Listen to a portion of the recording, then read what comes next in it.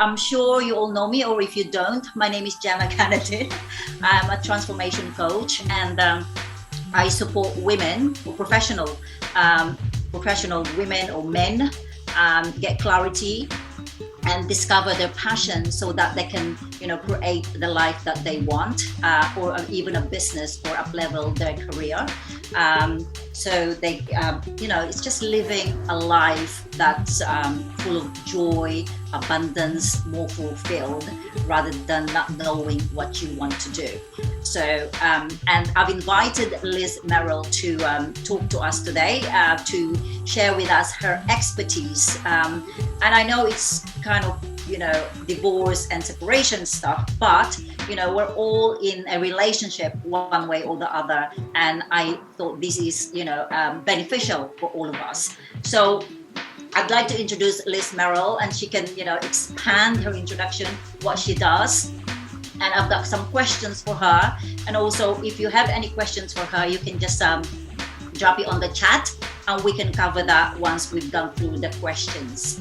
Okay, so right, so Liz, it's over to you, darling. Thank you, Gemma. I'm so happy to have this opportunity to meet you and meet your people and talk about stuff that we're both really passionate about. As you mentioned, I mainly deal with divorces. I'm a divorce mediator. I also mediate for the county courts here in Colorado where I live. So I do small claims court and civil cases and things like that. But I have a real passion for mediating with couples who are either going through divorce or who are thinking about going through divorce, or people who have already gone through divorce and are still having challenges with co-parents. I've had some really interesting phone calls lately, and we don't have to focus on this, but I just kind of want to share it because it really speaks to the importance of communication tactics, whether you're married or not married, especially if you're parents. But there are a lot of people here in Colorado who do not believe in masks and who do not believe in vaccines. And so I've been starting to get phone calls from co-parents who have disagreements about whether or not to vaccinate their children. So there are things that I can talk to them about that I would love to talk to you guys about today that maybe won't resolve that actual problem, but will at least facilitate healthy conversations. And hopefully more productive ones. Yeah, so that's me. I've been mediating for quite a while. I love helping couples work their way through their conflicts in a way that that is healthy and sustainable and will keep them out of court, ideally. And in doing that, save tens of thousands of dollars, because the courts are the adversarial nature of the divorce process, especially if you hire attorneys to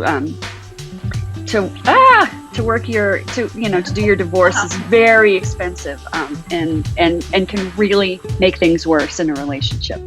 Okay, fantastic. Well, it sounds really great. I know you're based in the USA, and I think most of us here are based in the UK, and it's a totally different legalities that we face. But when it comes to dealing with relationship and that communication, I'm sure it's all the same, because we're all human beings. We get to know how to communicate. We get to know our intention or our way of being. So can you share something with us to help us improve our communication skills? Yes. One of the first things I always talk to clients about is this really easy communication method. It's easy to remember. It was developed by a man named Bill Eddy, who is a psychologist and an attorney and deals with high conflict relationships. And that it's easy to remember because it's called BIFF, like the name Biff, although people aren't named Biff anymore. But it stands for brief, informative, friendly, and firm. So if you have somebody that you are having a little bit of an escalating conflict with, or if there's somebody that you need to communicate with and you want to avoid it escalating, you want to be professional, you want to be polite, but you also need to convey information, and you need to be firm in your boundaries. This is what that's designed for. So a lot of times when people are in high conflict relationships, they find themselves getting pulled into conflict cycles, right? Like somebody accuses you of something you did or didn't do, pushes your buttons, and you want to like just jump in there and like defend yourself. And no, that's not true. And and what about you? And when you did this, keep it brief. You don't need to do all of that. All you need to do is share a piece of information. It could be in a reply to whatever that other person has said, or you might just need to convey a piece of information. Keep it brief. Keep it informative. You don't need to, put your emotions in it. It doesn't need to have your spin on it. It doesn't need to refer to things that weren't working in the past. Just keep it to the facts, ma'am, as they say. Friendly, because it never hurts to be friendly, and then firm. So make sure that if you have a request, you ask the request. If you have a timeline around that request, let them know, in a friendly way what your boundaries are or what your needs are. State your request, and keep it at that. And if people can just keep that in the back of their mind before they have a communication, whether it's a response or reaching out to somebody, it can, first of all, it can stop your brain a little bit from jumping into like reactive mode. Yeah. And sometimes that little piece of disengagement is key. It seems very simple, but if you are able to do that, okay, brief, informative, friendly, and firm. Got it. And then you can reset your brain. Yeah. So that's a really easy one. I think that's easy for people to remember, and it seems very simple, and it's not always hard to do when you're in the moment. So practicing it really can help, right? Well, that's very challenging though, Liz, because you're right. You mentioned it's not always easy.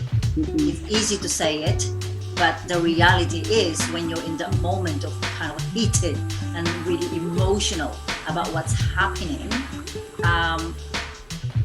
and I think with all of us, I'm sure you just react to it straight away rather than pause and give yourself some breathing space and thinking, okay, or think like what am I going to say?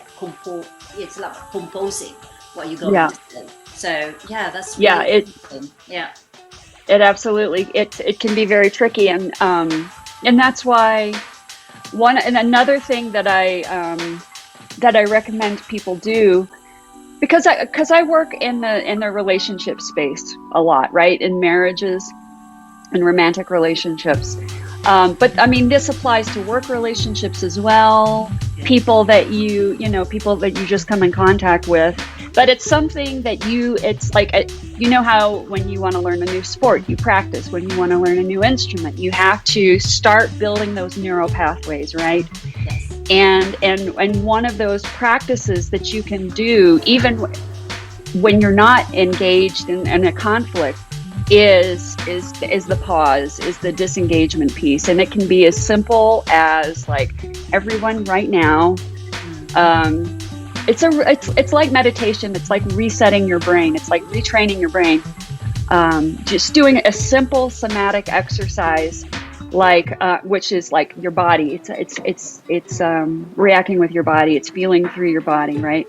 Like just doing this, like taking a few seconds and feeling your two fingertips together, feeling the ridges, really focusing on that, or breathing, just closing your eyes and taking a couple of deep breaths. Do it in the middle of work, do it in the middle of meetings, do it in the middle of, maybe not when you're driving, but, sitting on the tube or whatever, or focusing on your listening. What's the closest thing you can hear?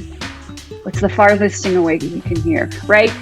Folding this into your everyday life.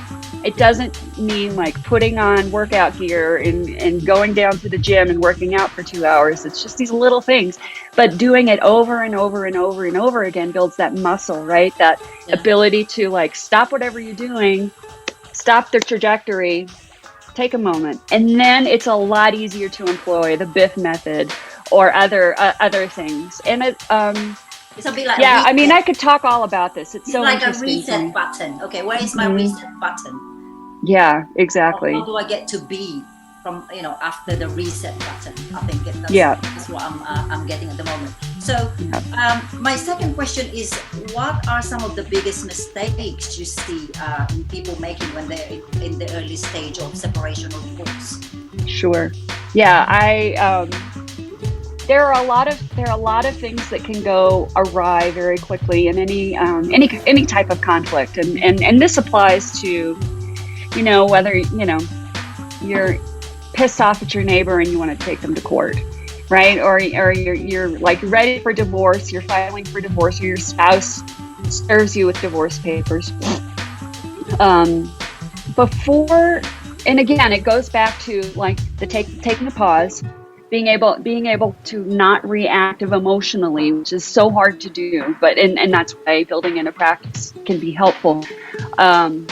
But particular to divorce, and I'm sure that it's true here as it is there, really making sure that you're very prepared before you file, getting all the information you can gather about the divorce process, about the legalities of it, about what your rights are, talking to a financial advisor, because in most cases, divorce for most couples is one of the most expensive transactions you will ever go through, right? It costs a lot of money. It's like buying a house. It's a huge thing. You're separating one household into two, right? You're going to be going from two incomes to one income. If you have children, you're taking your children to your, two separate places. And it is expensive. I talk to a lot of people who don't want to pay a lot for a divorce and who does, but, and you don't, I don't know how it works there. I'd be really interested to learn, but in the United States, you can get divorced by yourself. You can represent yourself. I think you can. I think you can here too. It's the same. You don't necessarily have to hire a solicitor. We call it a solicitor. Yeah, but it can be a lot more expensive if you do. Yeah. Regardless of whether you hire one or not, you will lighten the load of the solicitor. You will, decrease the amount of time and money you spend on it if you make sure that you have all of your stuff prepared. You're educating yourself. You're talking to divorce professionals. You're talking to financial professionals, and that makes sense even if you're trying to save money, because getting professional information early and often can help you avoid mistakes down the road that can save you tens of thousands of dollars in this country. I don't know how things run. I'm sure that applies to here as well. Is making sure that you get everything in place before you apply. And even I think when they're not married, even for separation from a long-term partners and stuff like that, when they have joined perhaps mortgage and things. It's about preparing everything. It's sometimes it's kind of, I think I'm not sure if I'm using the right words, but you feel ashamed though to begin with, and you don't quite know where to start. So is that where you come in? Is that when is that how you offer your services? Is perhaps come to you first, go to a mediator or something? I'm sure there are counselors, we call them counselors over here, that could support separation or divorce before you file it. That falls under the heading of getting professional support, in terms of preparing, getting information, getting support, knowing what your rights are, and divorce anywhere, it really escalates your fear, right? Your fear of where you're going to live, what's going to happen with your money, what's going to happen with your children. And when you are making decisions that are fear-based instead of fact-based, you can escalate things for yourself and your partner really quickly, right? So another mistake I see is people, deciding to get divorced and then just like before they do any preparation, before there's another piece of preparation which is really important, which is cataloging all of your important documents, all of your finances, all of your tax returns, all of your pay stubs, all of your, your mortgage, the title to your car. It's like a hard work, isn't it? It's a lot of work. It is a lot of work. Yeah. But that's why I'm saying do all of the prep work as much as you can before you even file. Before you I'm now, sorry? with our audience here, if whether they're in a relationship or not, before even entering into this this relationship or legalities of having, half owner of properties or whatever, is quite a great reminder for everyone to not be wary, but watch out. So if things happens, because now these days, marriage is not for life anymore.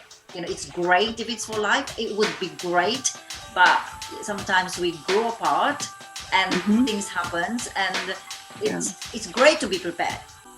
Yeah, it is. It's great to be prepared. The other thing is, and I wanted to speak to what you'd mentioned about people feeling embarrassed, or feeling like they are a failure. What people are going to say.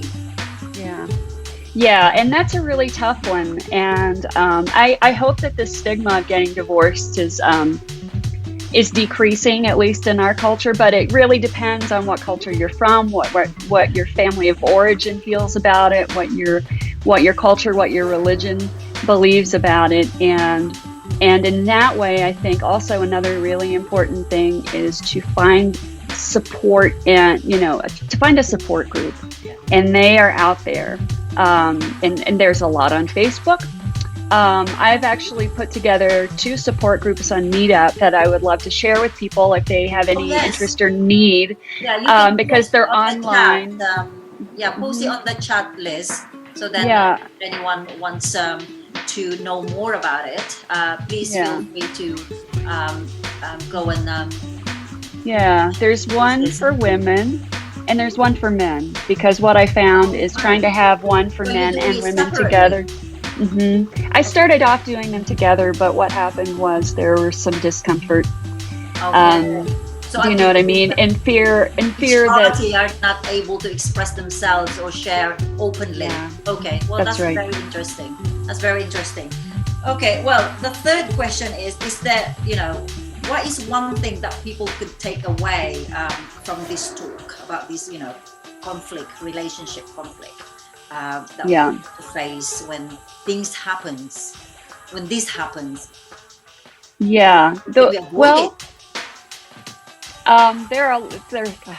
is such a rich subject. I mean, at least for me, I think I spend my time thinking about it and helping people with it. So like I told you before I even got started, I could just talk about it. But I mean, one thing that I would love for people who are in high conflict relationships to understand is that you're not alone.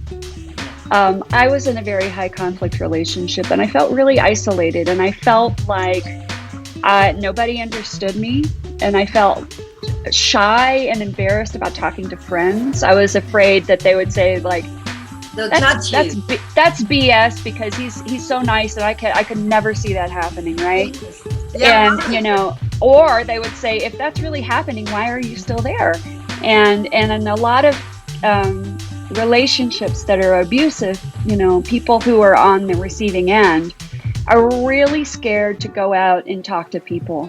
And also many times if people are in a high conflict or abusive relationship, they are prevented from reaching out to friends and family, and so they are kept isolated, or they feel isolated.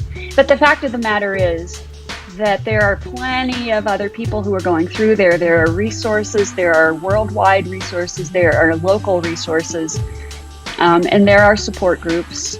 And it takes time. That's the other thing, is that you're not alone, and it takes time to work through it. You might be in a relationship, a marriage, or some other kind of, an employer-employee relationship that doesn't feel good, and you might not be even sure if you want to leave. You might want to see if you can figure out how to work through it, and or how to improve things. And all of that takes time. It's not like if you're patient. It's being patient with yourself, guys. It's whether it's a married thing or divorce or separation, it's about being patient with yourself. Don't because a lot of it is all in your own head. It's not a marathon, isn't it? That's right. Yeah. And a lot. Wow, interesting. Okay. So how do you help couples who come to you who are, aren't entirely sure if they really want to get, divorced or separated? Yeah. Well, again, this. So how? Yeah. This goes back to, the fact that it takes time. And sometimes I have couples who come to me and they're like, things aren't going great. And especially after the whole period of COVID, I think that the divorce professionals are expecting to see an increase in divorces. But what has happened is now that once people started coming out of, lockdown, they started filing for divorce because they realized while they were in lockdown, this is not, I don't want to be married to this person anymore, right? I've been over too long. Yeah. But also some couples are like, I don't know if I want to get divorced. Okay. I'm not sure if I do. And there are different things that I can do, that I can help people with, or, there are lots of things that therapists can do. One of them, obviously, is to talk to a therapist if you're not sure. Because sometimes you just need some couples counseling to help you both get through whatever trauma has been happening that has brought you to where you are now, right? Yeah. There's another thing that I help couples with, and this is especially true, I find, for couples who are older. Sorry, I'm really struggling with my lights here. Who are older or who culturally don't believe in divorce, or with couples who are struggling with some kind of substance abuse or mental health issues, and that's called a therapeutic separation. And it's interesting. It's kind of like an in-between. It's kind of like a divorce trial, sort of. Okay. So, for example, I have a couple who, one of them is more inclined to divorce, but, because of her background, doesn't believe in divorce. Yeah. The husband doesn't want to get divorced at all, but they know that there's something that's not feeling right, and they've already done couples therapy. A therapeutic separation is where couples can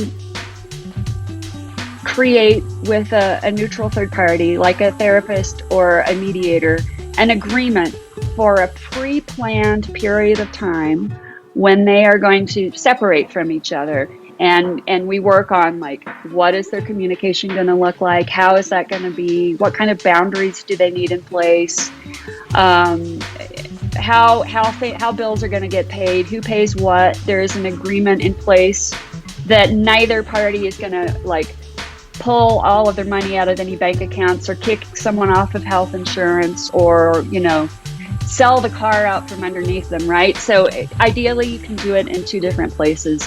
It's harder to do that for many couples. And so sometimes it's just a matter of just being in the house and just having this complete, really detailed agreement so that each party can just they can go parallel to each other and only connect when they need to or when they decide they want to and in specific ways. So you don't have somebody showing up on your doorstep at 3 a.m. You're right. That's not going to happen. That's an understood, right? That you might, if you have things that you need to sort out, you're going to do it with a mediator or a therapist, or it's only going to be in text or only be in writing. So, and that way it gives people a chance to see what it feels like to be separated, to see, to work on themselves. I think we call that trial separation over here. I don't know how it works. Yeah, I think. Yeah. It's, it can give a lot of clarity, because it's an actual experience that you're living. Do you find that some might get back together or totally go ahead and separate? What's your experience so far on that? My experience is that usually once they experience it, if they've gotten to the point where they need to do that or they want to do that, they get to the point where they're like, actually, this feels really good. It's less scary than I thought it would be. I think I want to keep on with this.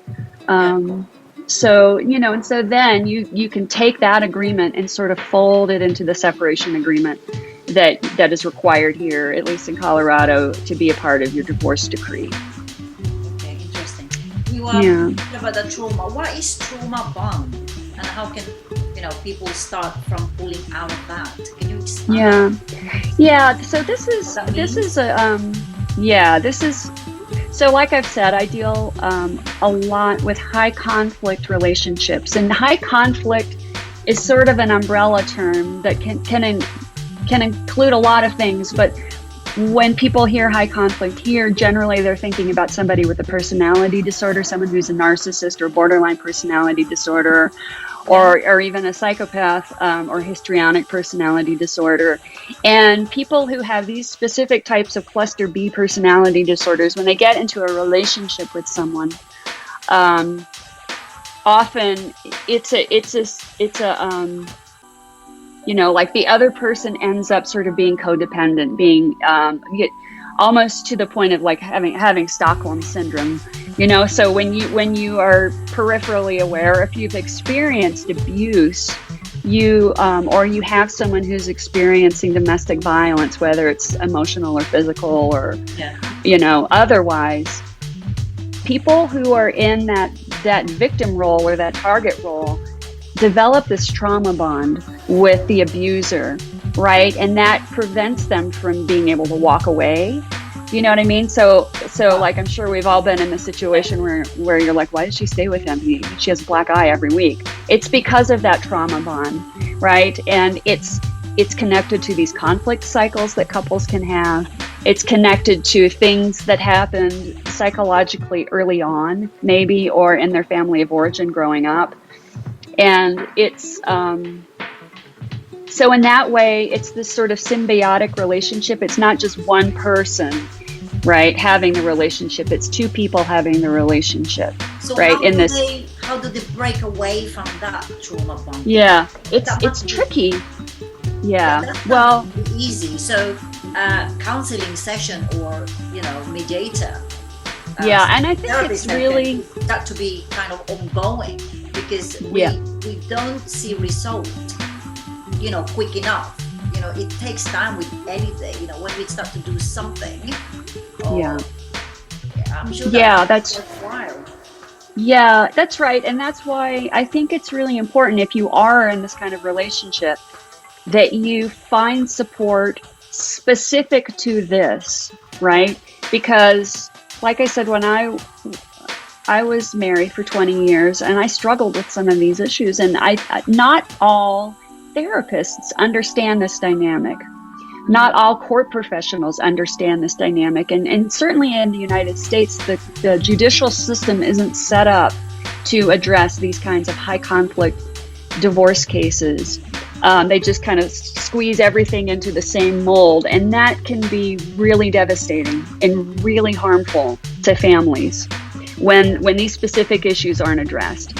So I think the first key is to find somebody to support you who understands this dynamic, who understands what a trauma bond is and what it means, to find a therapist who can help you with that, because it requires a lot of personal work and a personal growth and determination, right? It's not just like a switch you can flip off and on in your brain, because going back to like the neural pathways and stuff, your brain starts becoming wired to these types of interactions that you're having with someone who's abusive, and it becomes almost like an addiction.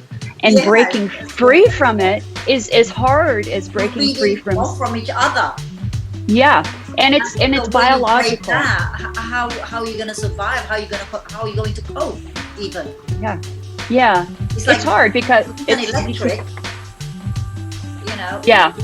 It takes a lot of effort and a lot of support. And sometimes people, especially if they have children, and I hear this a lot, get to the point where they have to separate their preconceived notions about what is best for the children, or what, like in terms of like having two parents who live together, or having a not broken family.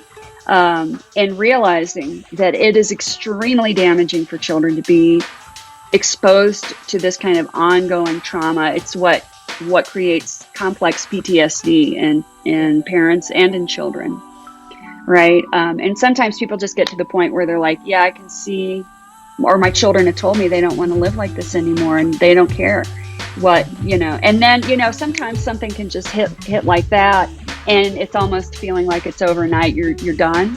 But usually that it's not overnight, because it's been building and you've been thinking and you've been afraid, and there's a lot of fear in there, right? And that goes back to the preparation piece, right? The more information you know, the more you can understand what lies ahead of you, the more you understand that, like, high conflict personalities are similar in a lot of ways, and the tactics that they use and the things that they use to manipulate you are very predictable and very common across the board, right? Yeah. So that gives you a little bit of information that you can munge on, that you can think about, that you can analyze, that you can predict, and that starts helping you feel more in control, right? But it has to be this sort of comprehensive support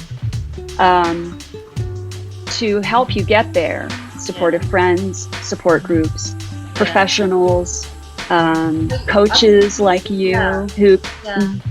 Well, this kind of stuff needs to be taken to young people, I think, because why should we just, I think it's very important that we get education on this. Yeah. Do you do anything like that, to educate maybe young people before they, because I'm sure some of us in here, the audience, they're not all in a, that kind of relationship, but before they get there, they've got a better idea what they're getting into. And initially, I'm sure it's all kind of, honeymoon period, and it's great. But then when things happen, that's the only time you're like, oh, I don't know what to do, or I don't know how to get out. Yes. And we shouldn't wait for that time. We should. I know the educational system, I don't think they'll ever you're going to entertain it or add it in the curriculum.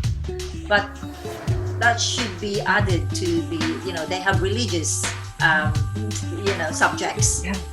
That could be added.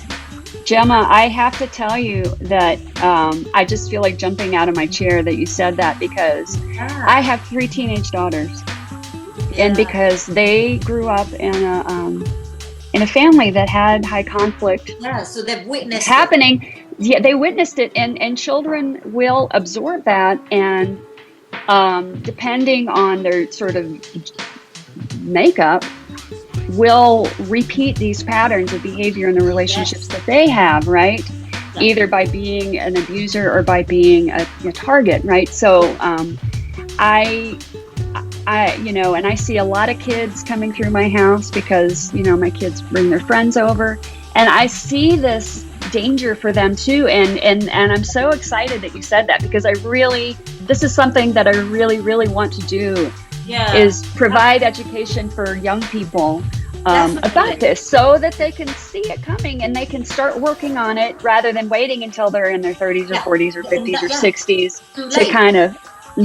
So I think giving them the tools already, so that before even going into that type of relationship, they'll know exactly. They'll have an idea. They'll know what red flags to look for.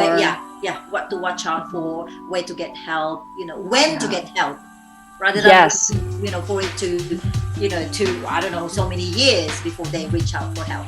So that initial kind of sign, I know, it's like being free to have that freedom to be able to think for yourself and make a decision for yourself to go and reach out for whatever support you need.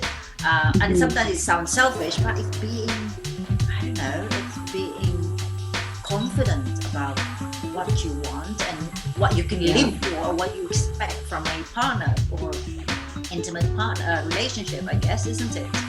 Yeah, and it's not just about personal relationships, because this stuff plays out in romantic relationships, but also in business relationships, Yeah. in Yes. friendships.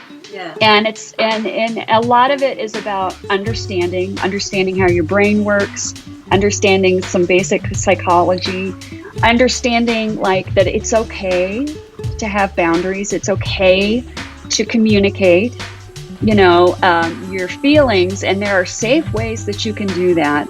Yeah. And one of the things that we haven't talked about is that there can be situations where, especially like with a narcissistic personality disorder, you and this is where younger people, well, anybody any age, I can't even say that it's only younger people or just primarily younger people, but the way that these relationships often start is another like buzzword called love bombing. Have you heard of that?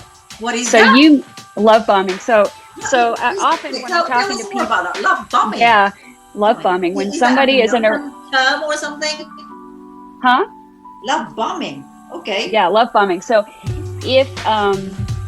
if somebody meets somebody with a narcissistic personality disorder and they start a relationship, somebody who is a narcissist needs to have someone engaged in this kind of relationship. It provides a sort of supply to their to this big need that's a lot deeper and is outside of the bandwidth of what we have time to talk about. But I almost always hear, when we first met, it was just this whirlwind. It was so romantic. It went so quickly. We got engaged after 2 weeks, and it just felt like we were the only people in the world.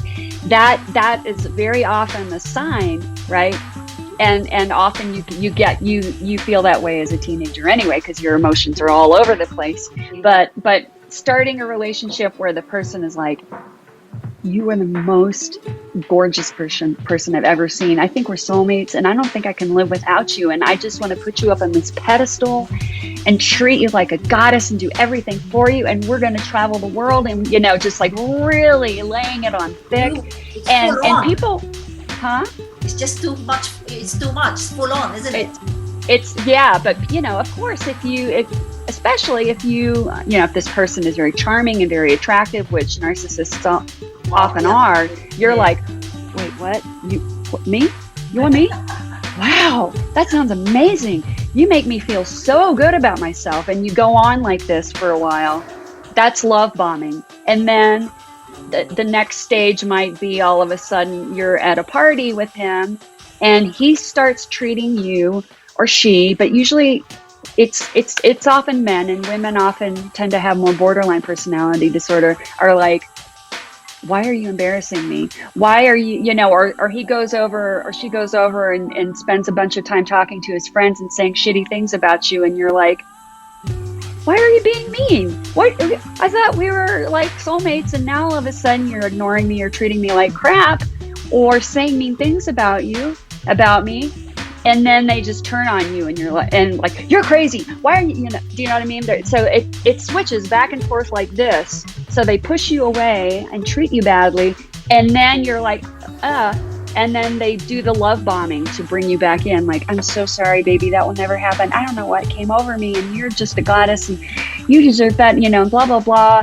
And if you leave, I'll probably kill myself. I just can't even live without you. You're really the only one who understands me. And then you're back to like, oh, yeah, you are a damaged person. Wow. And the only thing that's going to help you is my love. Let me show you how much I love you. And this is an exaggeration, but right, these are the patterns that start building. So I think it is so important to take it to the young people, for them to learn all these things, because that, and I'm sure, when you're explaining what love bombing is all about, I'm sure that is being used so widely.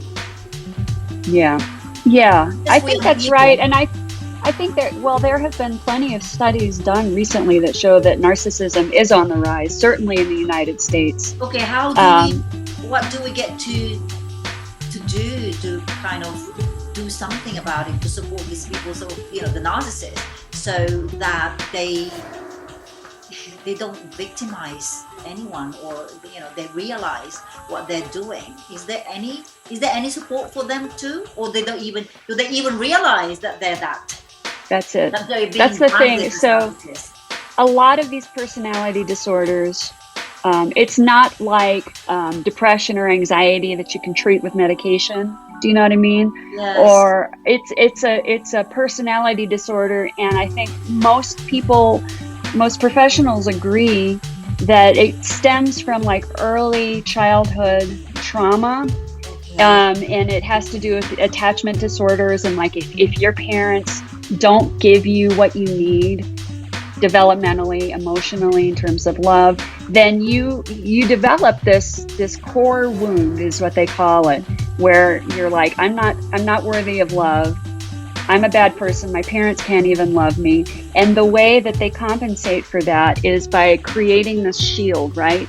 Like that prevents them from looking at themselves, because if they look at themselves, they will have to see, this thing that their parents implanted in them, or somebody implanted in them, which is, you're not worthy, you're a bad person, and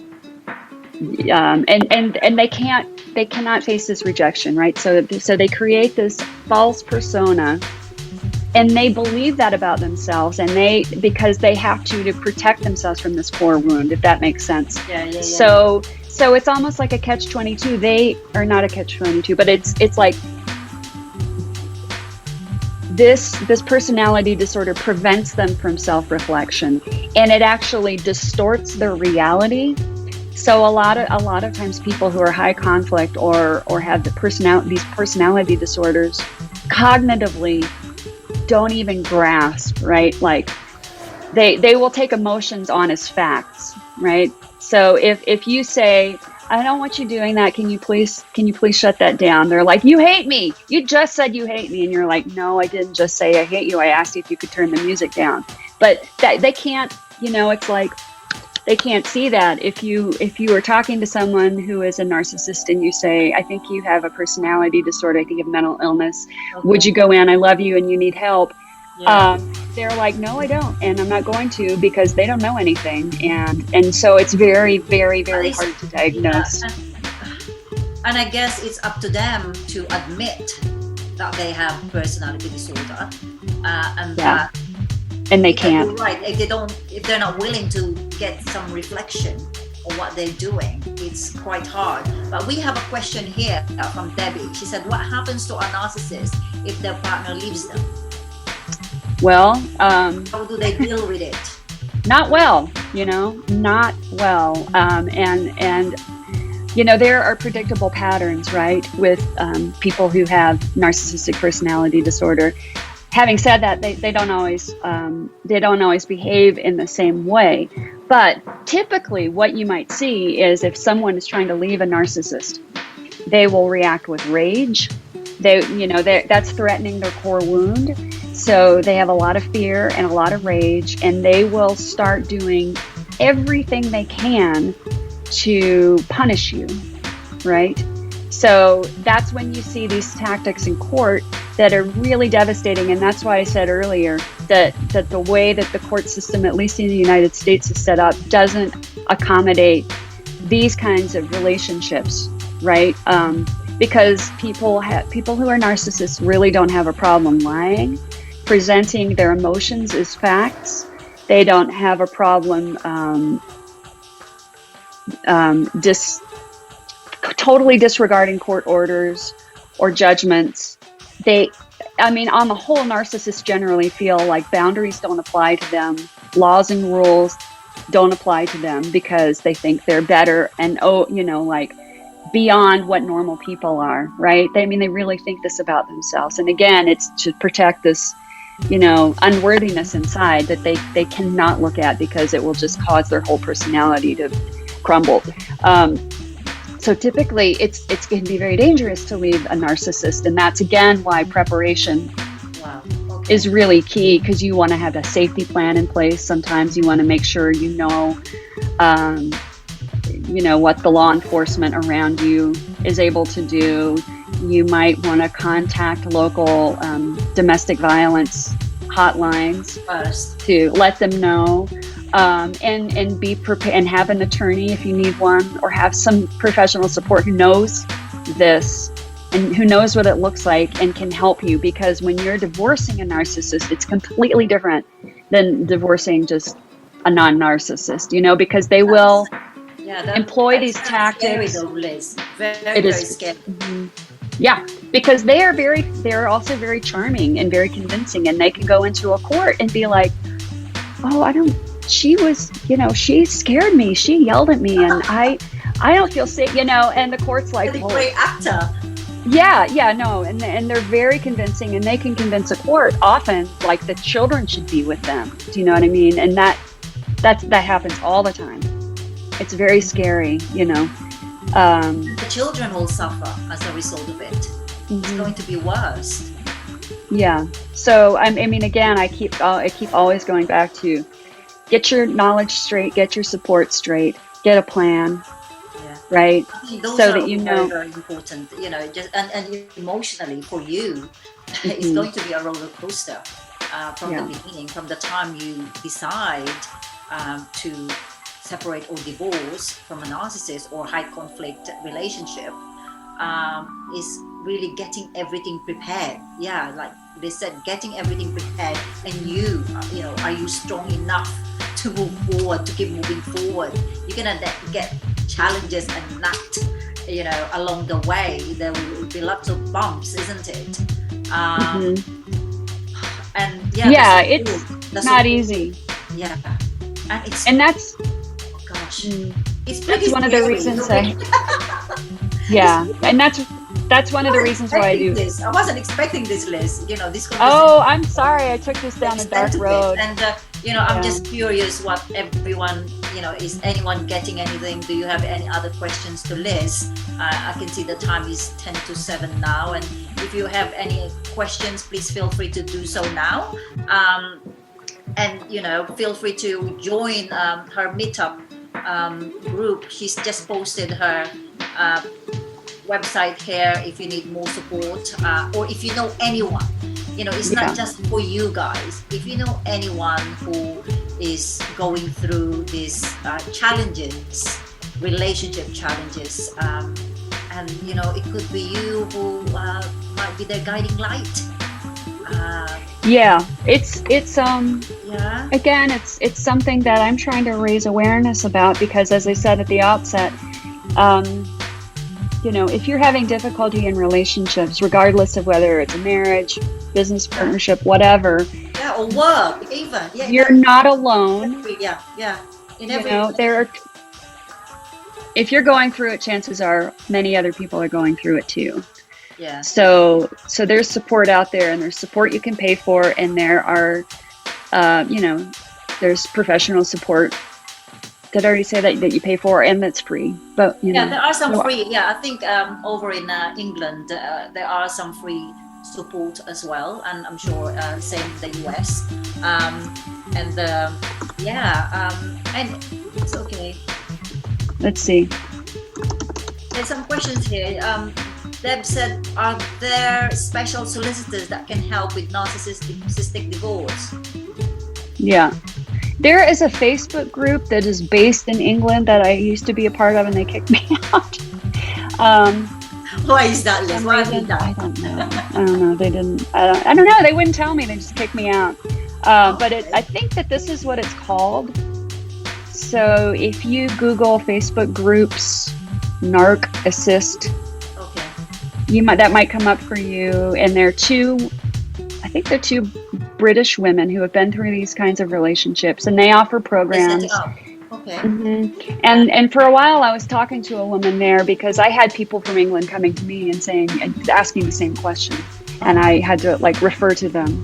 I know this thing is not just, I'm sure, the US. You know, we all get into different relationship. Yes, and some even family.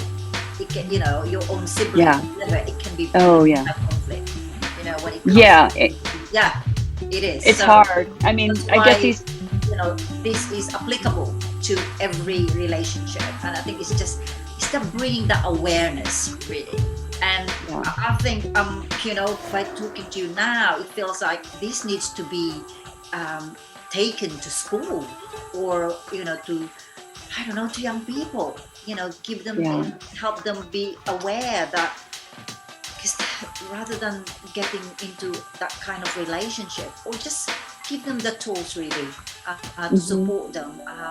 Because like you, I have 2 young children as well, and it's, we can only teach them so much, and sometimes they don't always listen to us as parents. And I think, and sometimes it's better that it comes from someone else that they get to listen to, that sometimes than me, perhaps. Yeah, exactly. Because well, I would love to collaborate with anyone out there on creating a program for young people around this, because literally that's been like, that's the next thing I want to do. I want to do that for all of those reasons that you just outlined. Okay, there's a question there, Liz, for you. Okay, let's see. Advice for someone going through the mediation process. I'm trying to communicate to my lawyer, the type of person we're trying to negotiate with. I am so careful with my words that I may not be communicating exactly what I need or want. Renee, are you able to talk? I mean, are you comfortable like talking about this? Renee, this is a safe place. Do you wanna? But I would understand if you aren't, and actually, maybe you don't want your name out there. I'm going to type in. Well, I'm just going to speak to it. Yeah. If you are divorcing someone who has this type of personality, it is really hard. It's hard to talk about it. And there's lots of advice I have, and I'd love to talk to you one-on-one. Yeah, I do. Because there are sort of things that are helpful to know as you're going through a mediation process or as you're talking in court. Because the court, by and large, does not want to hear your opinions. It doesn't want to hear you opine about your spouse's personality defects or disorders or mental illness, right? And you also have to express that to them. You have to let them know so that they will hear you. But when you go in there like all emotional and reactive, they will shut it down and they will start. It can really work against you, right? So unfortunately, if you're in this position, you have to be so careful with the way you communicate. You really have to find that middle ground between not being emotional and hysterical and upset and reactive, and also not being a doormat, because that also can push you into a place where, like, for example, if you, I see this sometimes, your first court date, you go in there and all of a sudden your ex-spouse is like, well, she abuses our children. She's an alcoholic. She has men in and out of her bedroom. And none of those things are true. And you're just like, and you don't even know what to say. And you don't say anything because you're just like, I'm not even going to respond to that. That's insane. And then a month later, they're like, well, we know that you're this, and this. And you're like, no, I'm not. And they're like, well, why didn't you say something at the get-go? Do you know what I mean? So it's almost like damned if you do, damned if you don't. And the trick is to, understand how the courts work, understand the best way to communicate to the court and to an attorney. If your attorney, if you have an attorney who is like shutting you down as soon as you say my husband's a narcissist, it might be time to have a deeper conversation with your attorney about that, because unfortunately, narcissist has become like this real buzzword. And like everybody's married to a narcissist. Yeah, yes. And people hear that, and divorce professionals hear that, and they're like, oh, here we go again. Yeah. But the fact of the matter is, there's a difference between someone with narcissistic traits, or who's just conceited, or really is overly confident, and someone with a genuine personality disorder. And oftentimes you go in there and you say, I think so-and-so's a narcissist, and they're like, is there a diagnosis? And no, there's not, because they will not go get diagnosed, right? Okay. So it's like, no, but he is. Well, how do you know? And then it just gets into this like really frustrating kind of situation where you're trying to explain to someone that this is not normal. Do you know what I mean? And it's not just normal run-of-the-mill, someone being an a-hole, right? A master negotiator. Yeah. And they can be, and they know how to twist things. They are masters at that. They know how to gaslight. This is another buzzword, you know, where they take things that you've said and completely twist them out of context, and they make you start thinking like, am I the narcissist? Am I the crazy am I the crazy person? It's very frustrating. Pushkar asks what the definition of a narcissist is. So that was laid out in the DMSR. I can't remember if that's the right one, but that's like a catalog of mental illness and, you know, mental disorders. And it was only actually it was only put in there in the 80s. I'm going to look it up. But the definition, according to the DMSR, no, that's not it, DSMR. Someone else out there knows DSMR. No. Yeah, anyway, there are 9. Sometimes it's overused now. And I'm sure a lot of solicitors or lawyers or attorneys, or whatever you call it, might dismiss it or think you're the one that's crazy. Right. So, but there are 9 traits, and in order for someone to be diagnosed, they need to have 5 of those traits. And some of those traits are, I don't have them all memorized, but like lack of empathy.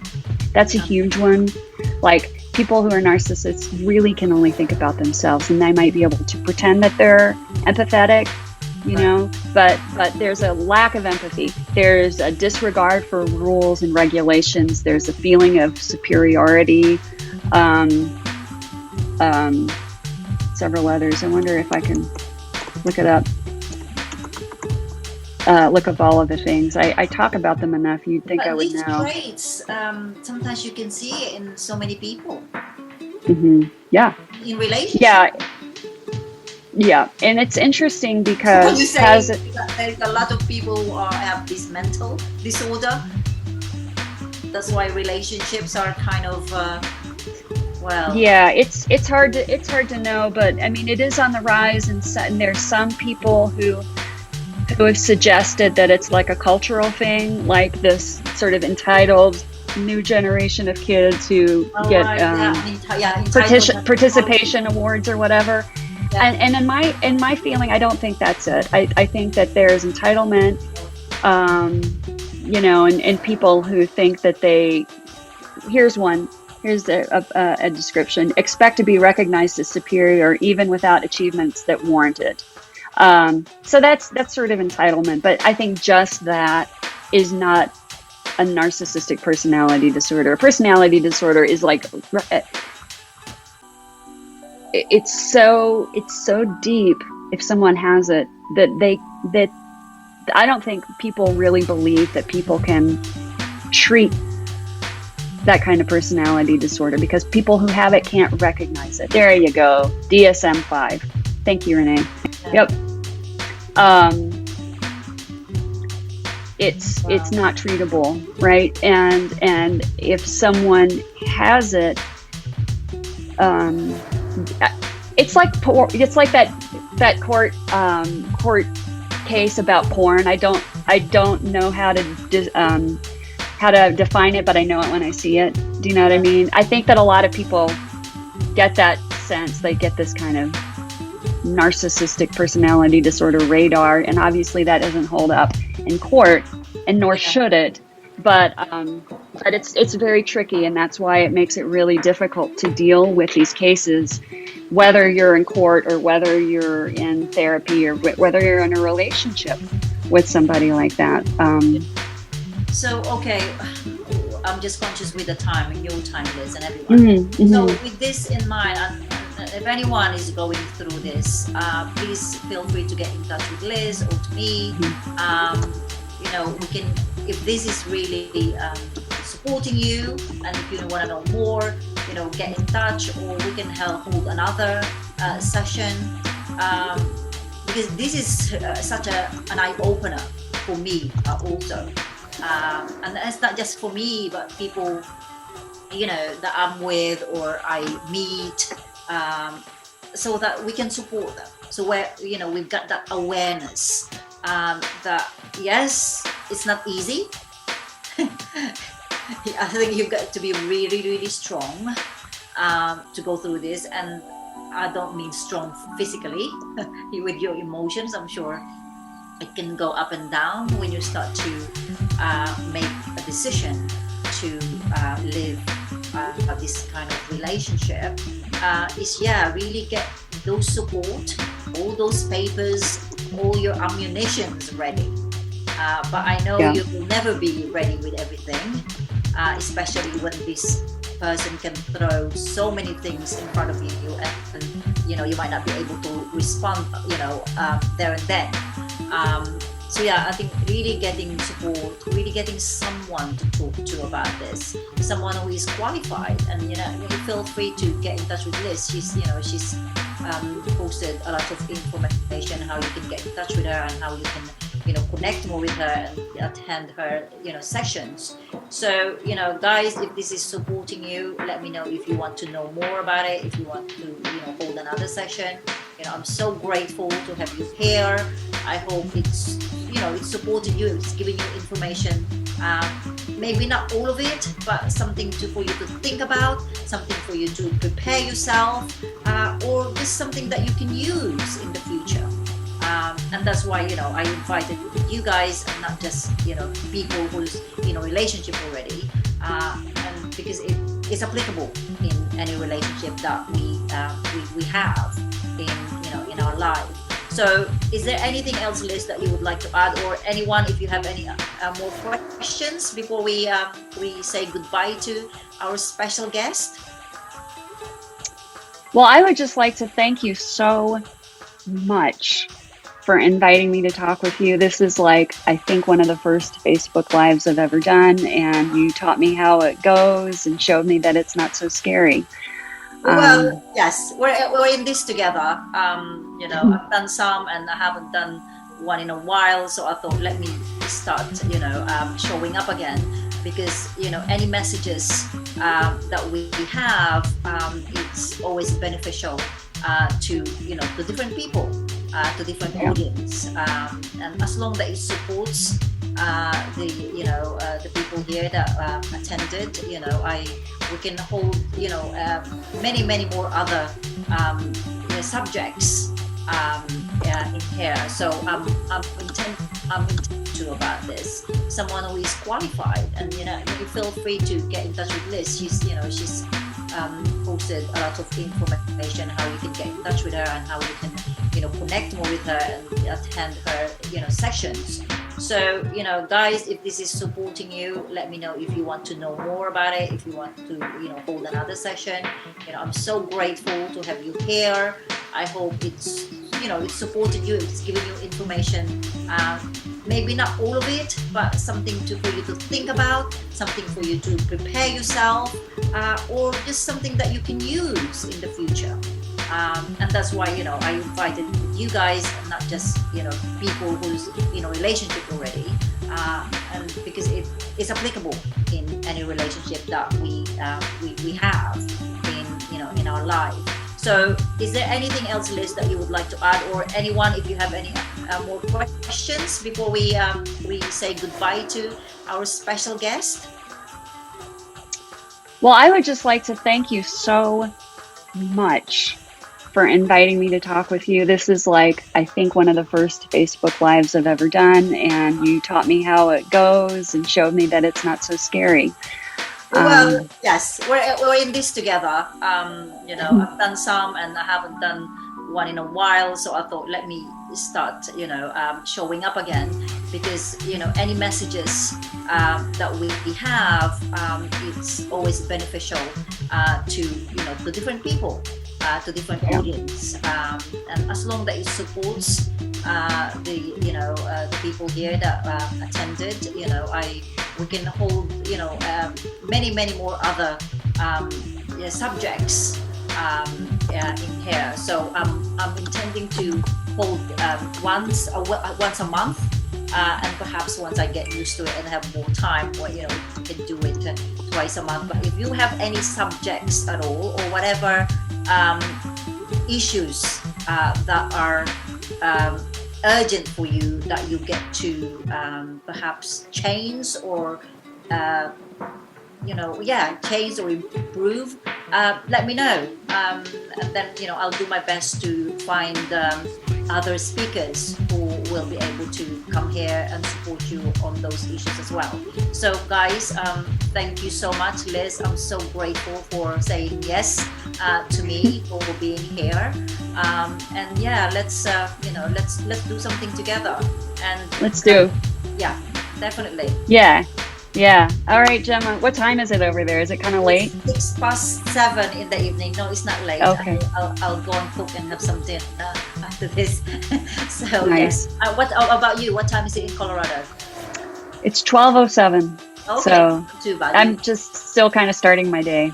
Yeah, I'm just finishing my day. All right, guys. Thank you so much, everyone. Take care. Bye. This was so great. Bye, everyone. Take care. Bye-bye.